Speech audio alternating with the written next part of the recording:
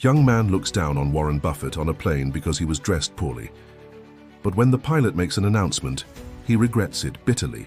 Before we dive into this life-changing story, make sure to subscribe and hit the notification bell to never miss another inspiring tale. The first-class cabin of Flight 2187 from New York to Omaha gleamed with its usual luxury. Jason Miller strode down the aisle, his Italian leather shoes clicking against the floor with each confident step. At 28, fresh out of Harvard, and helming a promising Silicon Valley startup, he carried himself with the assurance of someone who believed he had life figured out. His perfectly tailored suit and designer watch marked him as someone who belonged in first class, or so he thought. As he approached his seat 3A, his smile faltered. In 3B sat an elderly man wearing a worn sweater and loose-fitting pants, completely absorbed in a weathered book.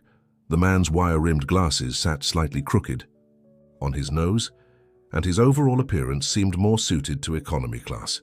Jason couldn't help but mutter, loud enough to be heard, "They really should be more selective about who flies first class these days." The elderly man briefly glanced up, offered a gentle smile, and returned to his book. Settling into his seat, Jason pulled out his phone and began typing messages to friends, mockingly describing his shabby seatmate. The flight proceeded smoothly, until an announcement shattered Jason's world. Ladies and gentlemen, we're honored to have a very special passenger with us today. He's one of the world's most respected investors, founder of Berkshire Hathaway. Please join me in welcoming Mr. Warren Buffett. Jason's blood ran cold. He turned slowly to find his seatmate calmly closing his book, acknowledging the applause with a modest nod. The same man he'd just ridiculed was Warren Buffett, one of the wealthiest and most influential people on the planet. The realization hit Jason like a physical blow. His face burned as other passengers craned their necks to catch a glimpse of the legendary investor. He'd just insulted Warren Buffett, the Oracle of Omaha himself, the man whose investment strategies he'd studied in business school, the billionaire known for his modest lifestyle and wisdom. Trying to salvage the situation, Jason cleared his throat. "Mr. Buffett, I'm actually a huge admirer of your work." His voice trembled slightly, betraying his nervousness. Buffett looked at him with kind but knowing eyes. "Is that so? You seem to have different thoughts about me a few minutes ago." His voice carried no anger, only a gentle observation that made the rebuke sting even more. Jason fumbled for words, but Buffett had already returned to his book. The cabin felt suffocating now. Jason loosened his tie, suddenly aware of how the expensive silk felt like a noose. His phone, still displaying the mocking messages he'd been sending, seemed to mock him instead. A flight attendant approached, offering drinks. While Jason ordered a strong scotch, Buffett simply requested a cherry Coke. The contrast wasn't lost. On Jason here was a billionaire choosing a simple soda, while he, drowning in student loans and startup costs, tried to project wealth through expensive drinks. The next hour passed in excruciating silence. Jason kept stealing glances at Buffett, who remained engrossed in his book, occasionally making notes, in the margins with a simple pencil. Every detail about the man seemed to challenge Jason's preconceptions about success and status. As the flight progressed, Jason's mind raced. He desperately wanted to make amends, to explain himself, but the words wouldn't come. Buffett, seemingly oblivious to Jason's inner turmoil, continued reading his book with the serene focus of a man at peace with himself. Finally, after what felt like an eternity, Buffett closed his book and turned to Jason. "You know," he began, his voice soft but clear, "I've learned something valuable over the years. Money can buy many things, but it will never buy humility or character."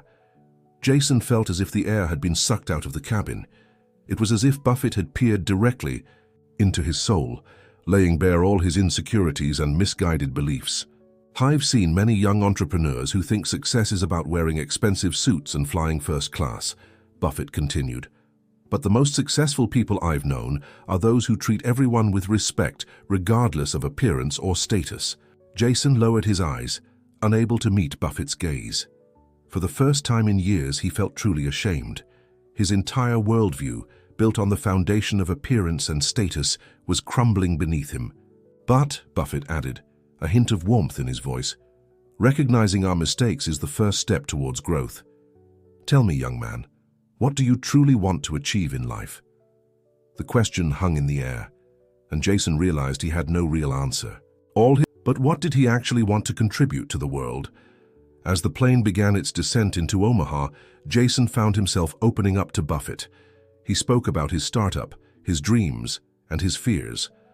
To his surprise, Buffett listened intently, occasionally nodding or asking insightful questions. Your company has potential, Buffett remarked, but ask yourself this: are you solving a real problem or just chasing the next big payday? Jason had never considered his business in those terms.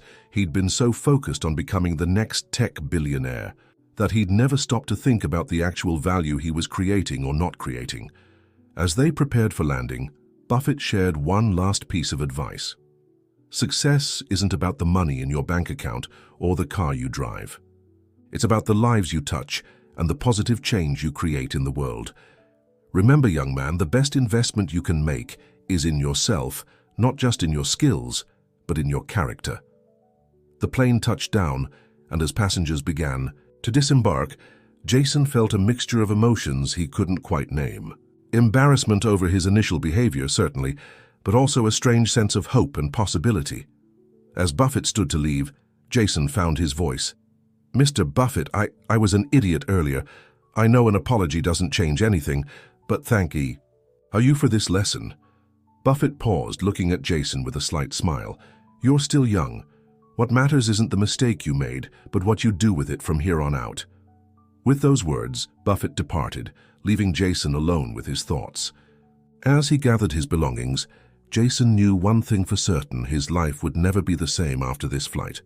Stepping off the plane, he took a deep breath of the Omaha air. It felt like the first breath of a new chapter in his life. The Jason who had boarded in New York was not the same Jason who now stood on Nebraska soil. The seeds of change had been planted, and it was up to him to nurture them. Jason's hotel room in Omaha felt hollow despite its luxury. He sat on the edge of the bed, his expensive suit jacket discarded on a chair, staring at his reflection in the mirror. The face looking back at him seemed unfamiliar, a mask he'd been wearing for so long he'd forgotten what lay beneath. He picked up his phone, scrolling through his social media feeds. Photos of lavish parties, status updates about exclusive events, and carefully curated images of success suddenly felt empty and meaningless. With a deep sigh, he tossed the phone aside and buried his face in his hands. "Who am I really?" he whispered to the empty room. That night, sleep eluded him. Jason tossed and turned, Buffett's words echoing in his mind. The best investment you can make is in yourself, not just in your skills, but in your character. As dawn broke, Jason made a decision. He wouldn't return to California immediately. Instead, he'd stay in Omaha for a while, away from the glitz and glamour of Silicon Valley. He needed time to reflect, to rediscover himself, and to figure out what truly mattered. Over the next few days, Jason explored Omaha.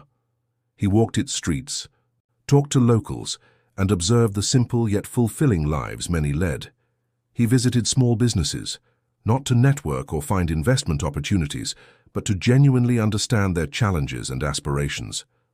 One afternoon, he found himself volunteering at a local community center.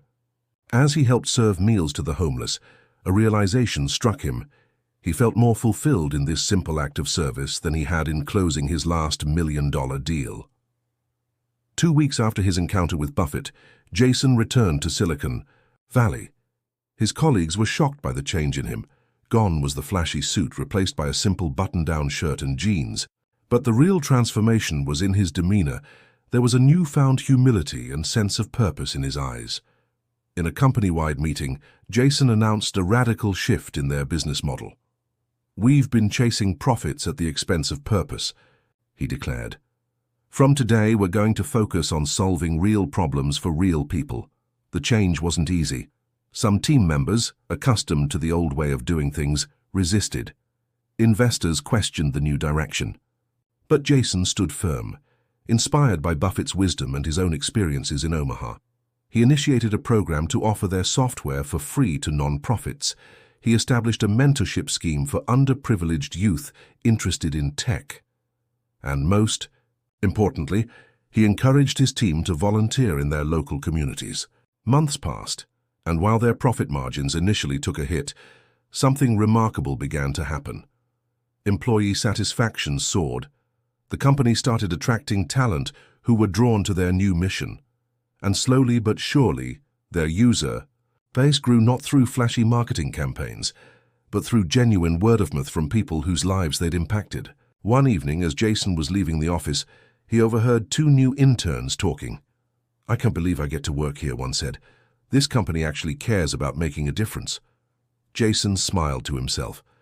For the first time in years, he felt truly proud not of his bank balance or his status, but of the positive change he was creating in the world. As he drove home, he remembered Buffett's question, "Who have you helped along the way?" Now, finally, he had an answer.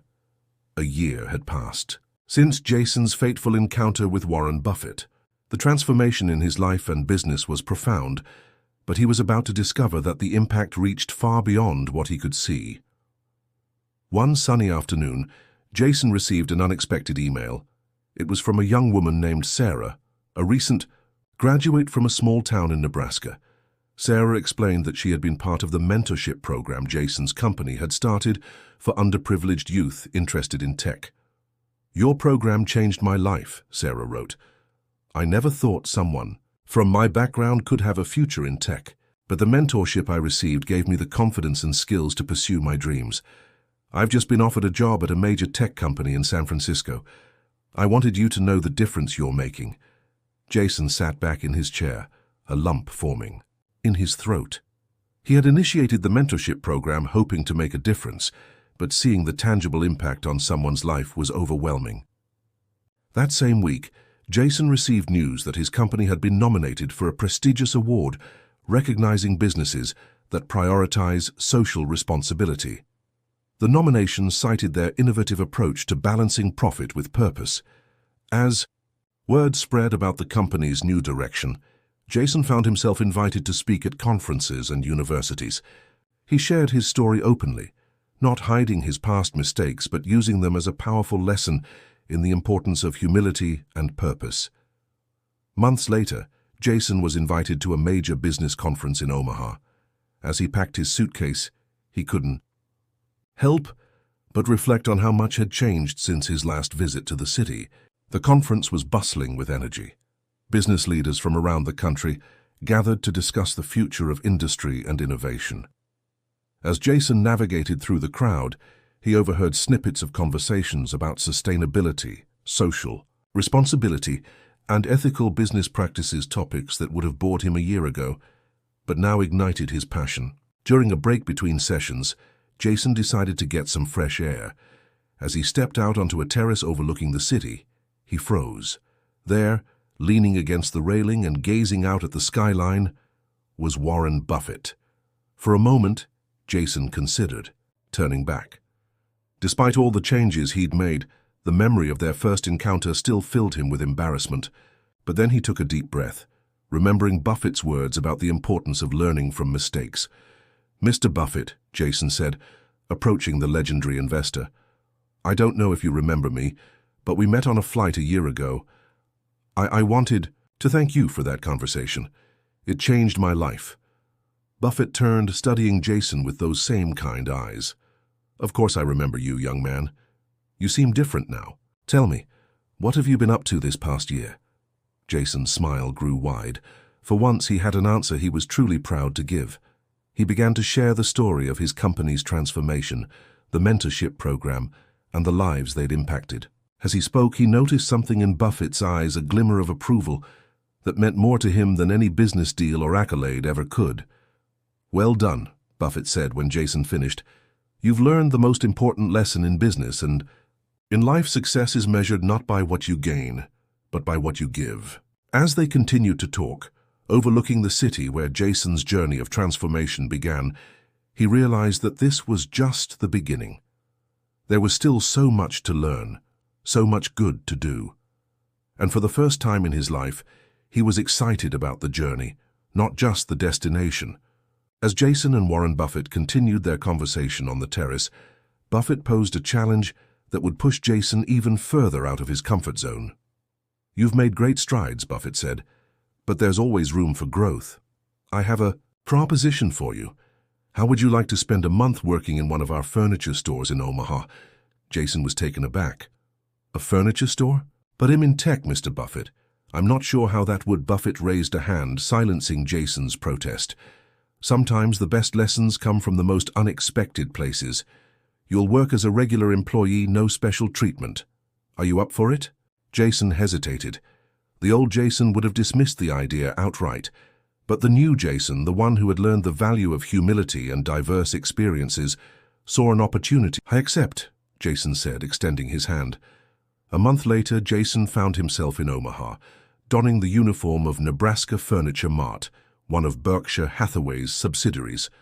Gone were the designer suits and corner office. Instead, he was on the shop floor helping customers, moving furniture and learning the ins and outs of retail. The work was physically demanding and often unglamorous.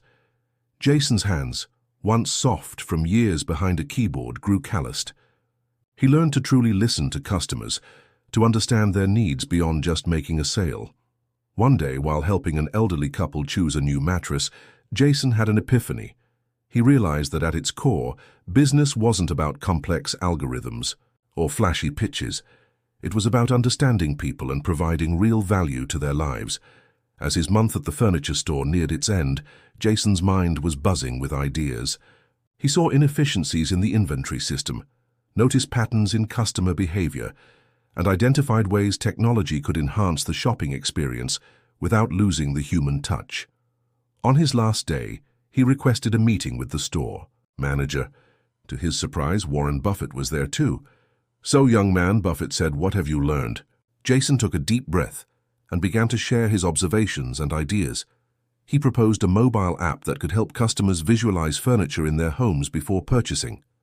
He suggested implementing a more efficient inventory system that could predict demand based on various factors. But most importantly, he emphasized the need to maintain the personal connection with customers. Technology should enhance the human experience, not replace it, he concluded. The store manager looked impressed. Buffett nodded approvingly. "You've learned well," Buffett said. "You came here thinking you'd learn about furniture, but you've learned about people. That's the heart of any successful business." As Jason prepared to return to his company in Silicon Valley, he felt a renewed sense of purpose. He wasn't just a tech entrepreneur anymore. He was someone who understood the value of hard work, the importance of connecting with people from all walks of life, and the true meaning of creating value. On the flight back, Jason opened his laptop, but instead of checking emails or stock prices, he began to write. He outlined a plan to collaborate with small businesses, to use his company's technology to help traditional industries adapt to the digital age without losing their core values. As the plane soared over the American heartland, Jason realized that his journey of transformation was far from over. In fact, it was just beginning.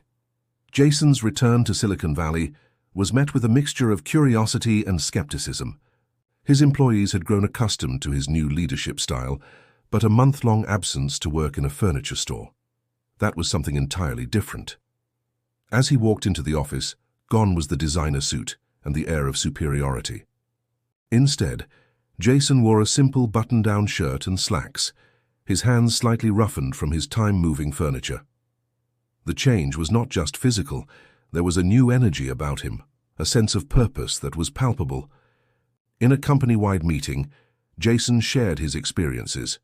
He spoke of the lessons learned, the people he'd met, and the insights he'd gained. "We've been so focused on disruption," he said, "that we've forgotten about integration. It's not about replacing traditional businesses with technology, but about using our skills to help them thrive in the digital age." He unveiled his new vision, a project to develop affordable, user-friendly tech solutions for small businesses across various industries. "We're going to bridge the gap between Silicon Valley and Main Street," he announced. The room was silent for a moment, then erupted in applause. Employees who had been questioning the company's direction now saw a clear, meaningful path forward. That evening, as Jason was leaving the office, a young developer approached him. "I've been thinking of quitting. the developer confessed. "I felt like what we were doing didn't matter, but now I'm excited to come to work again." "Thank you." Jason smiled, realizing that the impact of his transformation was still unfolding in ways he couldn't have imagined. In the months that followed, Jason's company underwent a remarkable transformation. They partnered with small businesses across the country, from family-owned restaurants to local bookstores, helping them navigate the digital landscape without losing their unique character. One of their most successful projects was with a struggling independent bookstore in a small Midwestern town. Jason's team developed a user-friendly inventory system and online platform that allowed the store to compete with larger chains while maintaining its intimate, community-focused atmosphere.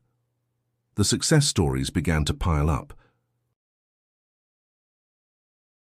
A family-run farm used their app to connect directly with urban consumers, cutting out middlemen and increasing their profits. A local artisan collective implemented their e-commerce solution, allowing them to sell their crafts globally while telling the stories behind each piece. As word spread, Jason found himself in high demand. He was invited to speak at conferences, not just about technology, but about the integration of traditional values and modern innovation. One day, Jason received an unexpected call. It was from Warren Buffett's office. The Oracle of Omaha wanted to meet again. Nervous but excited, Jason flew to Omaha. He was ushered into Buffett's simple office, where the billionaire sat behind a modest desk. "I've been following your work," Buffett said with a smile. "You've taken the lesson to heart and run with it. I'm impressed." Jason felt a surge of pride, but before he could respond, Buffett continued. "I have a proposal for you. Berkshire Hathaway has numerous subsidiaries, many of which could benefit from your approach to technology integration. How would you like to partner with us on a larger scale?" Jason was stunned. A partnership with Berkshire Hathaway was beyond anything he had imagined. It was an opportunity to impact businesses across the country, to bridge the gap between old and new economies on a massive scale. As he considered the offer, Jason realized how far he had come from that arrogant young man on the plane. He had learned the value of humility, the importance of purpose, and the true meaning of success. With a smile, he extended his hand to Buffett. "Mr. Buffett, I would be honored. Let's change the world one business at a time." As Jason's partnership with Berkshire Hathaway took off, the impact of their work began to spread far beyond what he had initially imagined. The integration of technology with traditional businesses wasn't just improving bottom lines, it was revitalizing entire communities. In a small town in Kansas, a family-owned hardware store on the brink of closing down due to competition from big-box retailers found new life. With Jason's team's help, they implemented an inventory system that allowed them to compete on price while maintaining their personalized service. The store became a hybrid of old-world charm and modern efficiency, drawing customers from neighboring towns and becoming a case study in small business resilience. Jason's approach caught the attention of policymakers. He was invited to testify before Congress on the role of technology in preserving small-town America. As he stood before the committee, Jason shared stories of the businesses they'd helped and the lives they'd impacted. "Technology shouldn't be a threat to traditional values and businesses," he testified. "When applied thoughtfully, it can be the very thing that preserves them." His words resonated beyond the halls of Congress. News outlets picked up the story, and soon Jason found himself at the center of a national conversation about the future of work and community in the digital age. But amidst all the attention, Jason never forgot the lesson in humility he'd learned from Warren Buffett. He made it a point to visit the businesses they worked with, to shake hands with the owners and employees, to listen to their stories and challenges. One evening, as he sat in a small diner in rural Ohio, chatting with the owner about how their new online ordering system had increased business, Jason felt a deep sense of fulfillment. He realized that success wasn't measured in stock prices or media appearances, but in the genuine difference he was making in people's lives. 5 years had passed since that fateful plane ride. Jason's company had grown beyond his wildest dreams, not in terms of profit margins, but in its reach and impact. They had helped thousands of businesses across the country, bridging the gap between Silicon Valley innovation and Main Street values. Jason received an invitation to speak at his alma mater, Harvard Business School. As he stood at the podium, looking out at the sea of eager faces, he couldn't help but think of how different he was from the young man who had graduated from this institution years ago. "Success," he began, "is not about the car you drive or the title on your business card. It's not about disrupting industries or becoming a billionaire before you're 30. True success is about the lives you touch, the communities you help build, and the positive change you create in the world." He shared his journey, from the arrogant startup founder to the humbled learner in Omaha, to the bridge builder he had become. He spoke of the businesses they'd saved, the towns they'd helped revitalize, and the lessons he'd learned along the way. As he concluded his speech, Jason noticed a familiar figure at the back of the auditorium. Warren Buffett stood there, a proud smile on his face. Their eyes met, and Buffett gave a small nod of approval.